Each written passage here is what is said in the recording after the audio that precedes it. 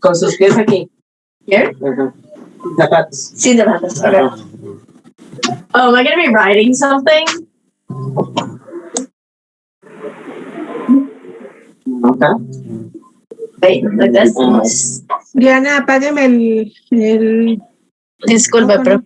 Tranquila. Profe, permiso, Sí, mi amor. ¿va a grabar la clase? Ay, sí, cierto. Ahí tengo asistente a Diego. Dieguito, ¿me ayuda?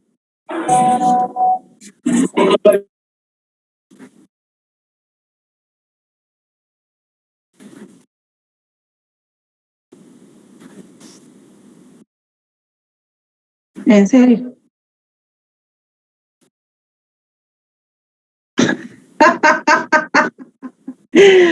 Bueno, pero bueno, digamos, la semana pasada no te desplome porque de todo modo yo le subí el documento en la plataforma. Y lo sube a WhatsApp, ¿verdad? ¿Ah? Lo sube a WhatsApp, la grabación. Sí. Sí, bueno, es que Diego es el que sabe, yo no me la sé aquí grabando en Zoom.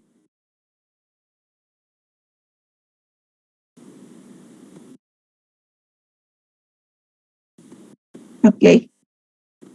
Pero nos los pasa ahí al grupo, mi chiquito, me hace el favor.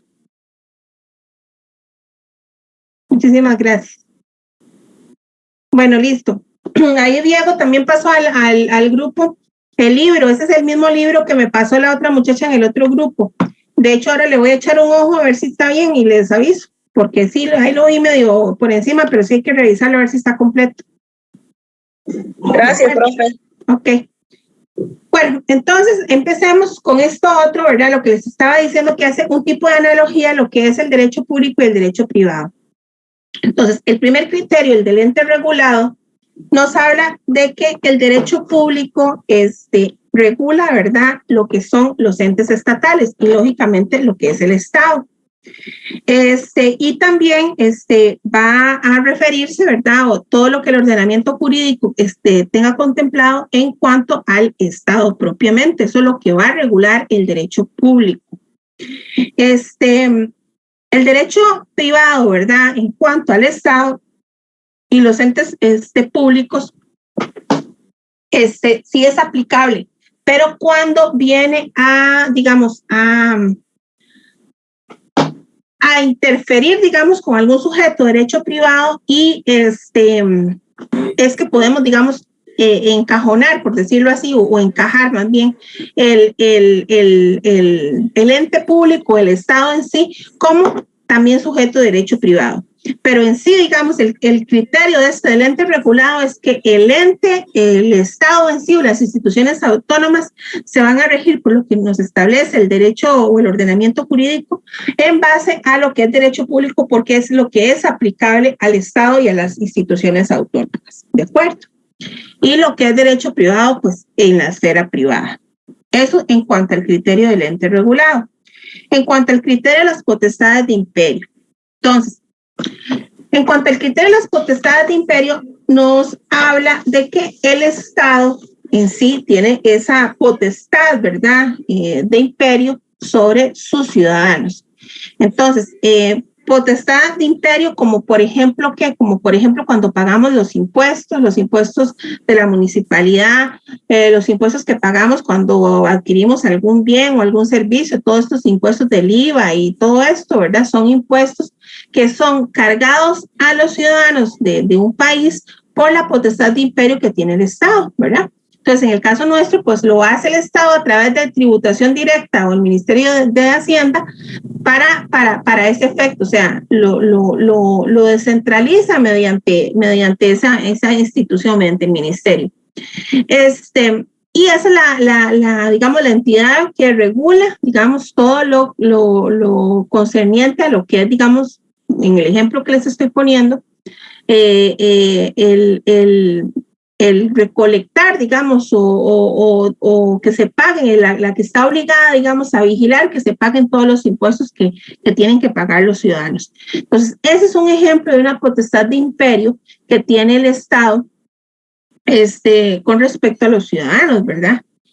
Pero también esa potestad de imperio, muchachos, no puede, digamos, salirse de las manos o que, digamos, el Estado puede hacer lo que quiera. No procede. ¿Por qué?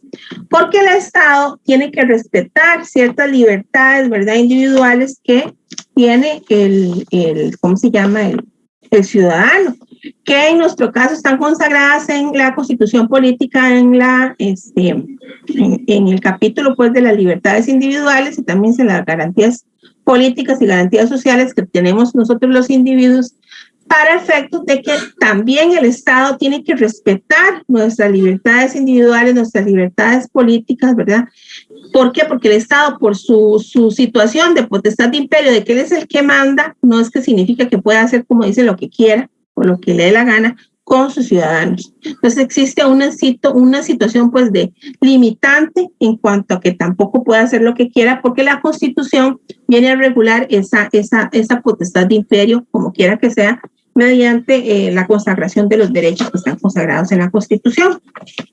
¿Me van entendiendo? Sí. Señora. Sí, señora. Ok. Ahora, ese es en cuanto al criterio de las potestades de imperio.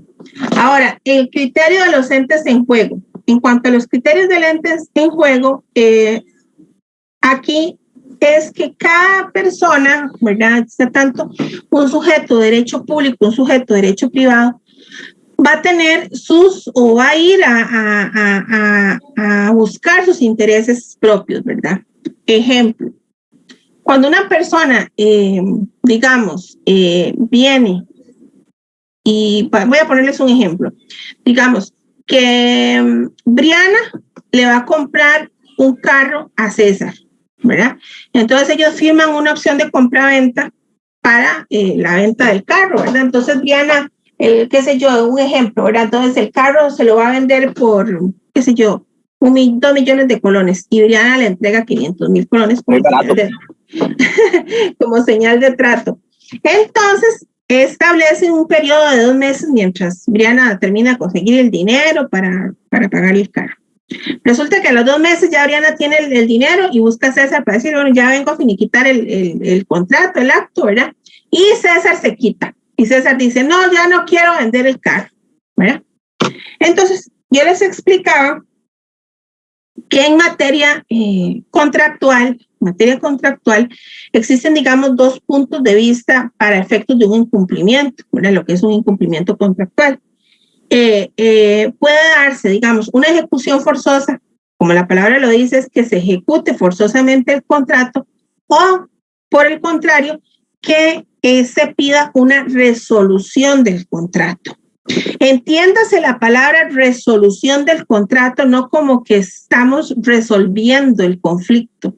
Resolver el contrato, cuando hablamos resolver el contrato en materia contractual, estamos hablando como que se disolvió el contrato, como que si el contrato nunca hubiese existido, ¿ok?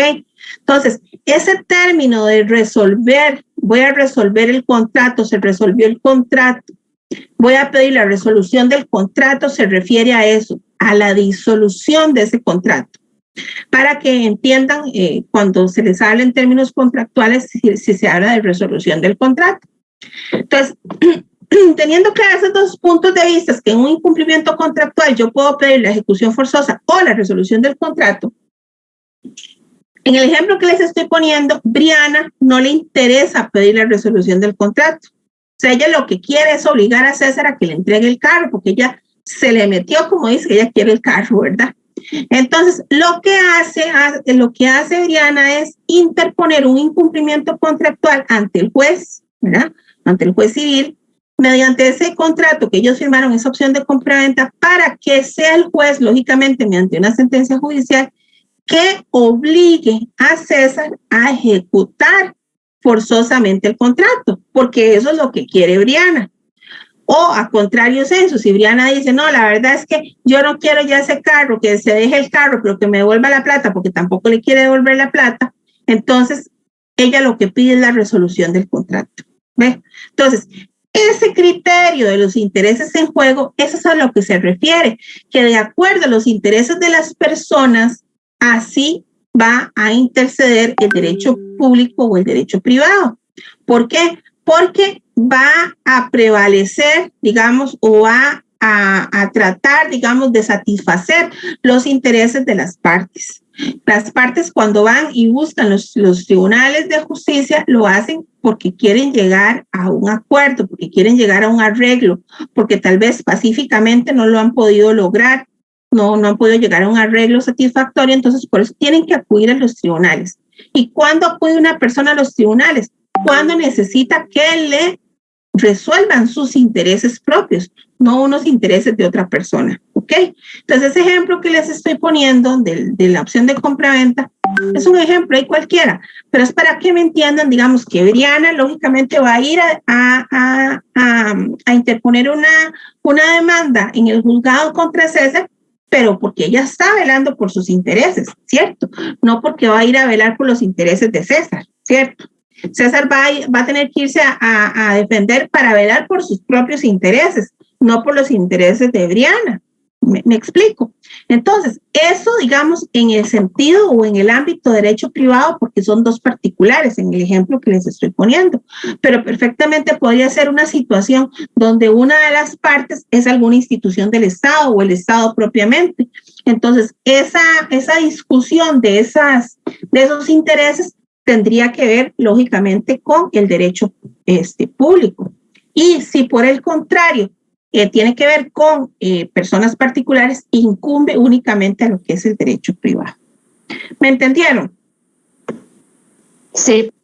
Correcto, profe. Sí, señora. Okay.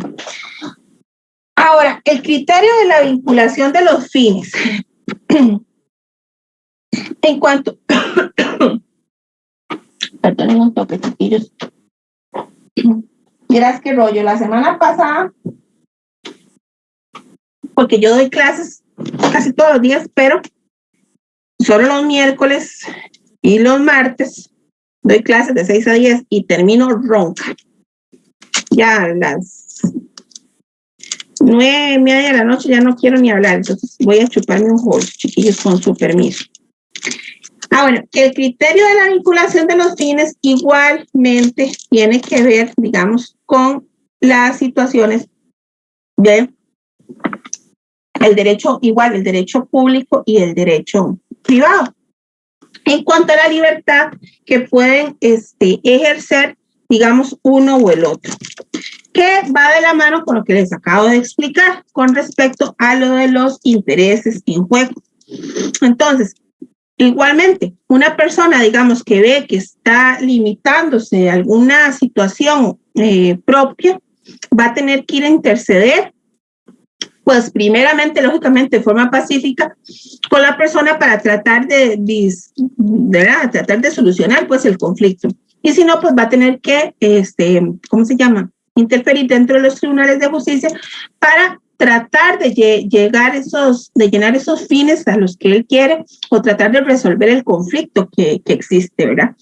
Y esa vinculación del fin que la persona quiere o lo que ella desea es lo que se trata de buscar al fin de cuentas. Entonces, esto que les estaba explicando, el criterio de los intereses en juego con respecto a la vinculación de los fines es básicamente lo mismo, ¿verdad? En cuanto al criterio del origen, ¿verdad? Igualmente, ¿verdad? Dice que el derecho público es de la colectividad y que el derecho privado es respecto a los sujetos de la colectividad. Entonces, esa básicamente la diferencia que hace en cuanto al criterio de origen para digamos, clasificarlo en decir, bueno, es derecho público, es derecho privado. El derecho público es de la colectividad, es con respecto al Estado, es con respecto a todo el mundo, entonces eso es de derecho público. Si es con relación a determinado sujeto de personas o a determinada persona, estamos en el ámbito del derecho privado. Básicamente es eso. Y en cuanto al criterio del régimen jurídico, que es el más importante, aquí ya viene a analizar en cuanto a lo que es propiamente el derecho privado. En cuanto al derecho público viene exactamente en la misma dirección, pero en cuanto ya al derecho privado, lo aterriza, digamos, en el sentido de la aplicación de lo que es el negocio jurídico. El derecho privado está basado en lo que es el negocio jurídico. Nosotros el otro cuatrimestre, si Dios quiere, vamos a ver lo que es el negocio jurídico. Pero a mí siempre me gusta pues irlos empapando un poco qué es el negocio jurídico. El negocio jurídico está compuesto, así en forma general, nada más para que sepan ustedes, por 3 elementos, que son el sujeto, el objeto y la causa. Entonces, el sujeto, porque siempre van a existir sujetos que van a intervenir dentro de una o X situación. El objeto sobre lo que va a recaer esa discusión. Por ejemplo, en el ejemplo que se estaba poniendo de Briana y de César, el objeto era el carro, las partes eran ellos dos, ¿cierto? La causa, ¿cuál es la causa? El motivo el cual impulsó a alguna de las partes o a las dos partes a ejercer ese acto o contrato. Entonces, en este caso, el acto fue porque César quería vender el carro en su momento y Briana pues necesitaba comprar un carro o quería comprar un carro. Esa es la causa. Entonces, en cuanto al criterio de esto del régimen jurídico, establece que el derecho privado se va a, digamos, o va a fundamentarse en lo que es propiamente el negocio jurídico. Y el negocio jurídico es como el instrumento principal de lo que es el derecho privado. Entonces es algo como cuando ustedes están en la escuela y que uno no aprende ni a sumar ni a restar. Esto es casi como sumar, aprender a dividir y multiplicar. O sea que es un poco más difícil, pero es tan importante como saber sumar y restar. ¿Por qué? Porque de aquí es donde parte todo lo que es derecho civil, ¿verdad? Lo que es derecho comercial, lo que es derecho laboral, el mismo derecho constitucional, ¿verdad? También, porque en derecho constitucional también interviene, pues cierto, el Estado, las normas, eso, pero tenemos un sujeto, tenemos al Estado, ese es el sujeto. ¿Cuál es el objeto? Pues regular, qué sé yo, la libertad, qué sé yo, de tránsito, la libertad de expresión, ejemplos, ¿verdad? Le estoy poniendo. Entonces, todo va basándose en relación a estas 3 situaciones, a lo que es sujeto, objeto y causa, que al final de cuentas, como les digo, eso es lo que complementa o lo que establece o lo que es el negocio jurídico en sí. Entonces, eso del negocio jurídico tienen que saberlo, o sea, tienen que aprendérselo. Ya cuando nosotros empecemos a ver ya propiamente más adelante el negocio jurídico, pues sí, ya vamos a ver los elementos o los requisitos que requiere el sujeto, ¿verdad? Como elemento primordial del negocio jurídico. ¿Cuáles son los requisitos y los elementos del objeto, por ejemplo? ¿Cuáles son los de la causa? Que hay manifestación de voluntad, etcétera, etcétera, que ya son cosas que se van a ver más en específico. Pero que yo en este momento les pregunto a ustedes, ¿qué es lo que, digamos, qué es lo que tiene o qué es lo que fundamenta el negocio jurídico? Es el sujeto, el objeto y la causa, ¿verdad? Eso es lo que lo contiene el negocio jurídico, el sujeto, el objeto y la causa. Ay, hasta ahí me van entendiendo, chiquillos. Sí, profe. Sí. ¿Alguna duda? Bueno, yo sí, ¿verdad? No, pero... ¿Todos están bien, chicos? Yo voy apuntando todo lo que usted dice, profe, con letra de doctor, pero voy apuntando. Está bueno, así me parece bien. Chiquillos, ¿están bien los demás? Sí. El profe. Sí, correcto. Sí, profe. Por mi parte, Ok, pura bien. ahí voy entendiendo. Porque todos se me fueron, todos me quitaron la cámara. Se fueron a comer todos, ¿verdad? Aquí Sin estamos, vergüenza. profe. No, yo sí estoy comiendo, por eso puse la cámara para comer nada más. Qué dichoso. Ya, la profe les enchiló, ya me pusieron la cámara, todas cosas más lindas. Estoy vacilando, tranquilo, no se preocupen.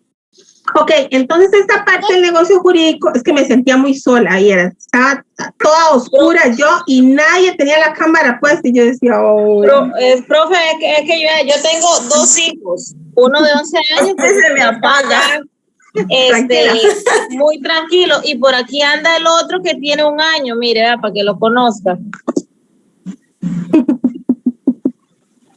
Ay, qué lindo. ¿Ves? Entonces aquí andamos. Cosito más bello. Cosa más preciosa. Él es súper social. Bueno, entonces, no, tranquila, no se preocupe. Ando aquí encima de uno y Sí, tranquila. No, es que de verdad estaban todos apagados, todos se fueron y todos me quitaron la cámara, entonces yo me sentía sola y abandonada. No, mentira. Bueno, chiquillos, entonces lo que les estaba diciendo esto del negocio jurídico, ¿verdad? Saber, por favor, aprenderse eso de que el negocio jurídico, ¿verdad? Se complementa o tiene, ¿verdad? O requiere realmente lo que es objeto y causa.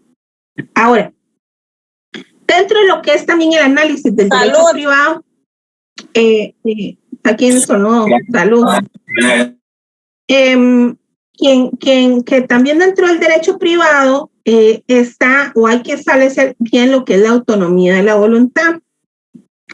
La autonomía de la voluntad en cuanto a lo que es cada individuo. El código de nosotros, el código civil, está, digamos, fundamentado en lo que es el sistema francés. El sistema francés dice o se dice que es el sistema del nudo consenso. Entonces, el código civil nuestro está consagrado, está fundamentado en el sistema francés. Y el sistema francés dice que el consentimiento de las personas, o sea, la voluntad de las personas es sumamente importante a la hora de contratar cualquier situación o cualquier acto que ejerza alguna de las partes, que tiene que ser libre, o sea, que esa voluntad debe ser libremente manifestada.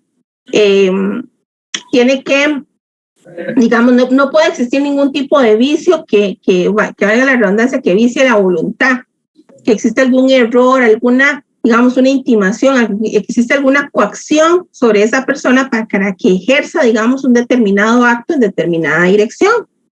Entonces, esa autonomía de la voluntad que establece también esto, lo del negocio jurídico con respecto a la autonomía de la voluntad, es eso, de que el ser humano, ¿verdad? O el individuo en sí, pues tiene toda su libre expresión de manifestar su voluntad en forma libre y no debe ser coaccionado de ninguna forma para que emita su criterio en una u otra dirección, ¿verdad? Entonces, básicamente eso es lo que nos habla esta parte, lo que es el negocio jurídico en cuanto a lo que es la autonomía también de la voluntad. ¿Me entendieron? Sí, correcto. Sí. Ok. Bueno, ok, chicos, ahora vamos con lo que es la distinción dentro de lo que es derecho público, derecho privado, frente al cuadrinomio fundamental de la fenomenología jurídica. Entonces, tal vez pongan Profe, ¿puede repetir esa palabra? Sí, lo voy a escribir en el chat porque es bien complicado.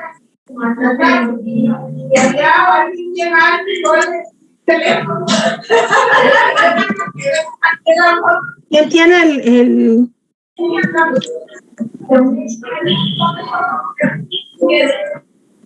Doña Marjorie, el micrófono. Sí, lo tenía apagado. ¿Qué pasó? No sé quién es el que tiene el... No, yo lo tenía apagado, profesora. Uh-huh. No soy yo, no fui yo la que le dije.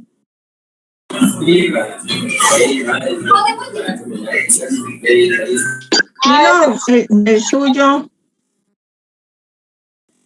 Uh-huh. Cuadrinomio. No, yo la acabo de encender, pero no había sido yo. Ah, bueno. Bueno, quien fuera, por favor, apáguenlo, por favor. De la fenomenología jurídica. Ahí está.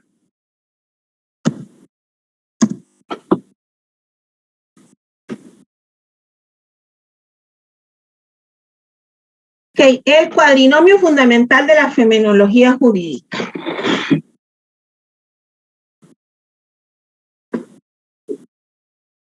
Vean, chicos, lo que yo les estaba diciendo. El cuadrinomio fundamental de la fenomenología jurídica. Cuando uno ve ese nombre, se le para el pelo, porque yo fui estudiante, ¿verdad? Y decía uno, ¿pero qué es eso? ¿Cómo se come eso? Eso yo no lo entiendo, ¿verdad? Eso es horrible. Y sí, depende cómo se lo expliquen a uno, uno no entiende absolutamente nada. Pero hay que agarrarle el amor, como dicen, a esta parte, porque esto del cuadrinomio va, como dicen, de la mano con eso del negocio jurídico que les estaba hablando. Entonces, es importantísimo. Ese cuadrinomio jurídico está compuesto, ¿verdad?, por lo que nosotros conocemos como los fenómenos jurídicos. Entonces, eso tal vez sí deberían anotarlo. Ese cuadrinomio fundamental, ¿verdad?, está compuesto por los fenómenos jurídicos. Está compuesto por los fenómenos jurídicos y estos se pueden clasificar. Está compuesto por los fenómenos jurídicos y esos se pueden clasificar en sujetos, objetos, eventos y comportamientos.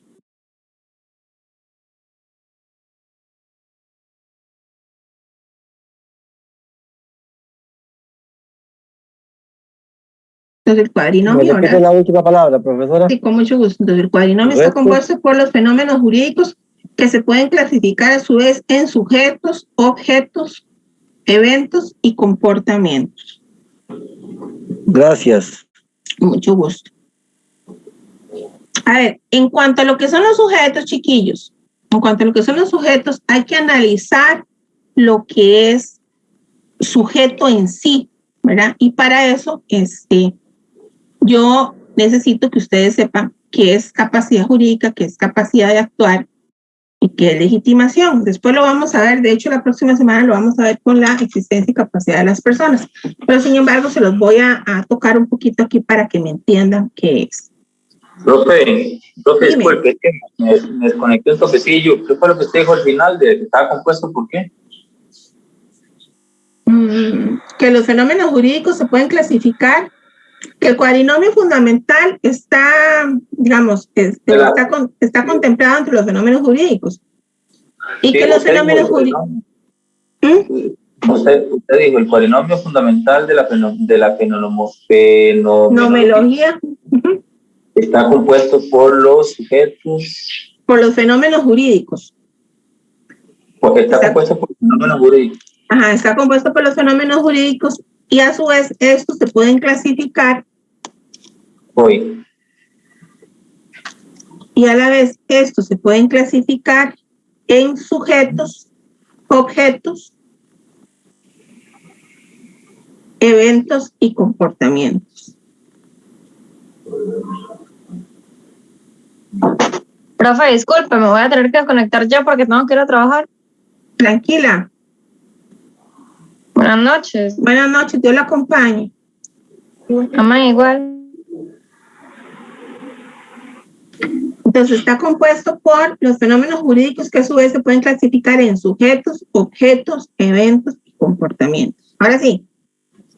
Sí, gracias. Ok, con mucho gusto. Ok, entonces, chiquillos, lo que les estaba diciendo, esto del cuadrinomio va de la mano, lógicamente, con lo que les estaba hablando del negocio jurídico. ¿Por qué se le llama cuadrinomio? ¿Por qué? Porque tenemos estas cuatro cosas: los sujetos, el objeto, los eventos y los comportamientos. Entonces, por eso es que hablamos de cuadrinomio, ¿verdad? De cuadrinomio, ¿verdad? Ok. Vamos a empezar a hablar primero del sujeto, pero como les estaba diciendo, para hablar del sujeto, yo necesito que ustedes sepan qué es capacidad jurídica, qué es capacidad de actuar y qué es legitimación. Sin embargo, en la otra semana vamos a ver la existencia y capacidad de las personas, que es el tema que sigue. Pero, para que me entiendan, voy a ponerles un ejemplo. Pero, sin embargo, voy a leerles el artículo 31 del Código Civil. Dice: la existencia de la persona física principia al nacer viva y se reputa para todo lo que le favorezca desde 300 días antes de su nacimiento. La representación legal del ser en gestación corresponde a quien la ejercería como si hubiera nacido y en caso de imposibilidad o incapacidad suya a un representante legal. Ese artículo, el artículo 31, es el que nos hace o que hace referencia a la capacidad jurídica de las personas. ¿Qué es la capacidad jurídica, chiquillos? La capacidad jurídica es inherente a toda persona. ¿Ok? Entonces, la capacidad jurídica es inherente a toda persona porque siempre va a toda persona que nazca viva va a tener capacidad jurídica. ¿Ok? Entonces, esa capacidad jurídica va a radicar en cualquier persona que ya por nacer tiene capacidad jurídica. Y para todos aquellos que no han nacido, para todo lo que le favorezca, se podría aplicar una capacidad jurídica aunque no hubiese nacido el ser, ¿verdad? Para todo lo que favorezca en determinado acto que tal vez le favorezca, entonces se tendría que esa persona que está por nacer tendría capacidad jurídica. Pero eso no es aplicable siempre, ¿verdad? Entonces por eso se dice que en caso de esas condiciones para las personas, para todo lo que le favorezca. Pero digamos, ya en lo que es persona física nacida, es inherente a las personas. Todas las personas tenemos capacidad jurídica, a diferencia de la capacidad de actuar, que no todas las personas tenemos capacidad de actuar. ¿Por qué? Porque la capacidad de actuar, chicos, viene, ¿verdad?, sobre el asunto de que ya es una persona que tenga capacidad volitiva y cognoscitiva, ¿verdad? Entonces es la persona que tiene que tener capacidad volitiva y cognoscitiva, y que en nuestro ordenamiento jurídico se dice que la capacidad de actuar va a darse después de los 18 años, ¿verdad? Entonces, las personas que son mayores de edad, que tienen capacidad volitiva y cognoscitiva, ¿qué es eso? Capacidad volitiva, que tenga capacidad de decir o hablar o ejercer la voluntad, decir, bueno, yo quiero que Carolina me regale un sándwich, ¿verdad? Solo esa manifestación de voluntad mía es, ¿verdad?, una situación que, digamos, se contempla en lo que es la mayoría de edad. Capacidad cognoscitiva, que yo tenga conocimiento de lo que yo estoy haciendo. O sea, que yo estoy realmente, digamos, soy un ser racional, y que yo sé, digamos, que si me meto a un supermercado y me llevo unas cosas que no he pagado, eso es un robo. Entonces, saber yo que eso está mal hecho, tener una capacidad cognoscitiva de que eso está mal, lo que está bien, lo que está mal, eso es a lo que se refiere capacidad volitiva y cognoscitiva. Entonces, la capacidad volitiva y cognoscitiva se adquiere a la mayoría de edad, ¿ok? A los 18 años. Entonces, ahí tendríamos lo que es la capacidad jurídica, lo que es la capacidad de actuar.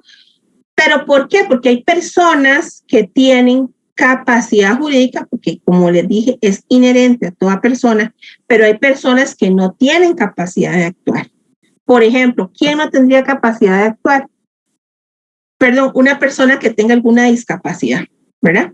O sea, que tenga algún retraso mental, que no conozca, que tenga algún síndrome, algo así, que sea, ¿verdad?, discapacitado, no discapacitado físicamente, ¿verdad? Porque puede ser que yo sea discapacitada físicamente, que me falte un brazo, 2 brazos. Yo no sé si ustedes han visto un muchacho que tuvo un accidente, que se le cortaron los 2 brazos, que se llama, no me acuerdo cómo se llama el muchacho, la esposa se llama Rebeca.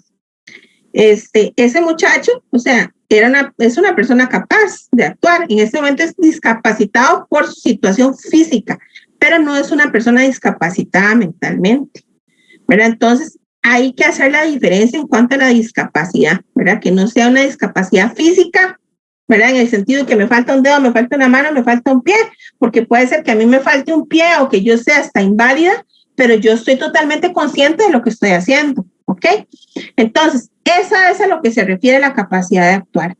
Pero hay personas que no tienen esa capacidad de actuar porque son loquitos, ¿verdad? Porque están loquitos, porque no saben a dónde están, porque tienen algún problema mental. Entonces, esas personas son las que son, aunque son mayores de edad, y podría ser inherente, podrían tener esa capacidad de actuar por ser mayor de edad, esa capacidad de actuar no está contemplada en ellos o no radica en ellos. ¿Por qué? Porque están enfermos cognoscitivamente, no tienen la potestad, digamos, de ejercer actos, de decir, bueno, esto está bien, esto está mal, porque tal vez la mente no lo deja. No, como les digo, no confundirse con una capacidad física, que les falte una mano, que les falte un pie, que les falte todas las extremidades, ¿verdad? Les falten las manos y los pies. No significa que la persona sea tonta o sea loca. Sencillamente tiene una discapacidad física.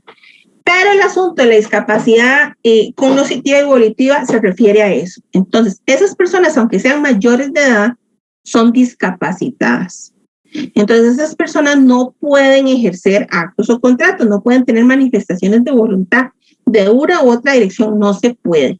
Esas personas tienen que ser necesariamente representadas por un curador, porque cuando las personas son mayores de edad y son insanas, así se les llaman, personas insanas, o no sanas de espíritu, así también se les llamaba antes. Es una tontera, de hecho, o sea, ese término se dejó de utilizar, ¿verdad? Porque era como muy discriminatorio, pero en algunos libros todavía sale así. Entonces lo que se les nombra es un curador. El curador es el representante legal, el que va a ejercer todos los actos y contratos o todas las cosas que tenga que firmar esa persona en nombre de la persona, pero él es el que actúa. Entonces, eso es capacidad de actuar. Ahora, ¿me entendieron bien eso? ¿Tienen alguna duda de lo que es capacidad jurídica, capacidad de actuar? Está bien, profe. Ok. Ahora bien, hay otro término en cuanto a en cuanto a lo que es capacidad, o que va de la mano con lo que es capacidad jurídica y capacidad de actuar, que es la legitimación. La legitimación es aquel acto, ¿verdad? O aquel acto que yo puedo hacer por no estarme prohibido. Entonces, todas las personas que somos mayores de edad, que tenemos capacidad de actuar, podemos estar legitimados en algún acto o no podemos estar legitimados. Ejemplo, les voy a poner un ejemplo. Entonces, yo resulta que hago una sociedad con Carolina. Entonces, yo hago una sociedad con Carolina que se va a llamar Las Rositas de Punta Arenas Sociedad Anónima. Qué nombre más bonito, Caro. Entonces, Las Rositas de Punta Arenas Sociedad Anónima, y Carolina y yo somos las socias. Ella tiene el 50% en una sociedad en la sociedad, y yo tengo el otro 50% de las acciones. Pero resulta que ni Carolina ni yo queremos ser la representante de la empresa. O sea, no queremos firmar en nombre de la empresa. Y entonces ponemos a doña Marjorie y la nombramos como representante legal. Le damos un poder a doña Marjorie para que sea doña Marjorie la que ejerza la representación de la empresa Las Rositas de Punta Arenas. Generalísimo, profesora. Exacto. Entonces, esa persona, esa persona, la que va a tener la legitimación en esa empresa, va a ser doña Marjorie, no Carolina ni yo, aunque Carolina y yo somos las dueñas. ¿Ok? Que eso pasa mucho por ejemplo, con los bancos. Ustedes ven que los bancos nombran a gente que son gerentes. Ellos no son los dueños, ¿cierto? Son representantes legales de los bancos, por ejemplo.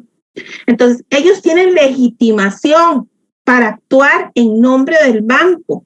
En el caso que les estoy poniendo, doña Marjorie tiene legitimación para actuar en nombre de la empresa que es de Carolina y mía. Pero la que puede firmar es doña Marjorie, porque ella es la representante legal. Ella es la que tiene el poder a su nombre. Entonces, ahí es la diferencia de la situación de la legitimación. Y se me va a cortar, y entonces me voy a ver ilegitimada para poder darles la lección. Entonces ya les voy a mandar el link otra vez. Está muy graciosa la profesora. Ya les mando el link, chiquillos. Bueno, profe.